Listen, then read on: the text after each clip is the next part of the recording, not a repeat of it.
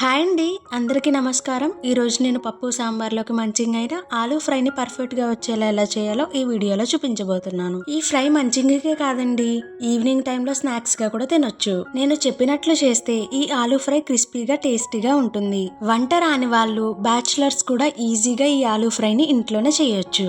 ఈ టిప్స్ తో చేయండి, గ్యారంటీగా మీకు 100 మార్క్స్ రావాల్సిందే. మొదటిసారి మన ఛానల్ ని చూస్తున్నట్లయితే తప్పకుండా సబ్స్క్రైబ్ చేసుకోండి. నేను ఈ ఫ్రై కోసం ముందుగా 1/2 kg ఆలూని తీసుకున్నా.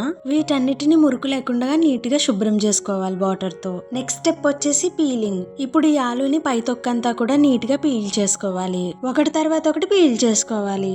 ఆలూని సమానంగా స్లైసెస్ గా కట్ చేసుకోవాలి. అలా స్లైసెస్ గా కట్ చేసుకున్న వాటిని పైన చూపించినట్టుగా కట్ చేసుకోవాలి. అన్ని సమానంగా ఉండాలి, లేదంటే డీప్ ఫ్రై చేసినప్పుడు మాడిపోతాయి. ఈ పీసెస్ అన్ని వాటర్ లో వేసుకుని 1-2 సార్లు నీట్ గా శుభ్రం చేసుకోవాలి. ఇలా క్లీన్ చేశాక ముక్క మునిగేంత వరకు వాటర్ వేసుకోవాలి.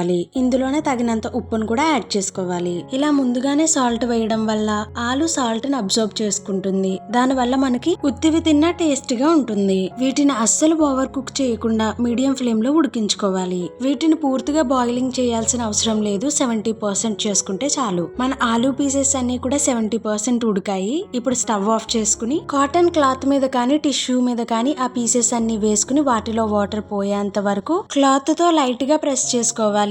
5 minutes డ్రై చేసుకోవాలి. తర్వాత డీప్ ఫ్రై కోసం కళాయి పెట్టుకుని ఆయిల్ వేసుకోవాలి. ఆయిల్ ని మీడియం ఫ్లేమ్ లో పెట్టుకుని హీట్ చేసుకోవాలి. ముందుగా ఆలు చిన్న పీస్ వేసుకుని టెస్ట్ చేసుకోవాలి. అది పైకి తేలింది అంటే మిగతావి కూడా ఒకటి తర్వాత ఒకటి వేసేసుకోవడమే. ఒకసారి అన్ని వేయకూడదు, కొంచెం కొంచెంగా వేసుకోవాలి. వీటిని 1 minute పాటు అస్సలు కదపకూడదు, అలానే ఉంచుకోవాలి. వీటిని ఫ్రై చేసేటప్పుడు మీడియం ఫ్లేమ్ లో మాత్రమే పెట్టుకోవాలి. లోలో పెట్టడం వల్ల ఆయిల్ అనేది ఎక్కువ తీసుకుంటుంది. అలా అని హైలో పెడితే మాడిపోతాయి, కాబట్టి మీడియం ఫ్లేమ్ లోనే బెస్ట్. గరిటి సాయంతో కలుపుకుని 2 sides ఫ్రై చేసుకోవాలి. ఇలా మధ్య మధ్యలో కలుపుకుంటూ గోల్డెన్ కలర్ వచ్చేంత వరకు ఫ్రై చేసుకోవాలి. మన ఆలూ పీసెస్ కూడా కలర్ చేంజ్ అవ్వడం స్టార్ట్ చేశాయి. వీటిని కంటిన్యూస్ గా కలపకూడదు, అలా చేయడం వల్ల ముక్క ముక్కలుగా అయిపోతాయి. ఈ విధంగా గోల్డెన్ కలర్ వచ్చాక స్టెయినర్ సహాయంతో అన్ని తీసేసుకోవాలి. వీటిని 2 minutes పాటు పక్కనే ఉంచుకోవాలి. ఇలా చేయడం వల్ల వాటిలో ఉన్న ఎక్సెస్ ఆయిల్ అంతా కూడా మనకి బయటకు వచ్చేస్తుంది. ఈ విధంగా మిగతావి కూడా కొద్ది కొద్దిగా వేయించుకుని పక్కన పెట్టుకోవాలి. స్నాక్స్ గా కావాలంటే ఇలానే టమాటో సాస్ తో తింటే సరిపోతుంది.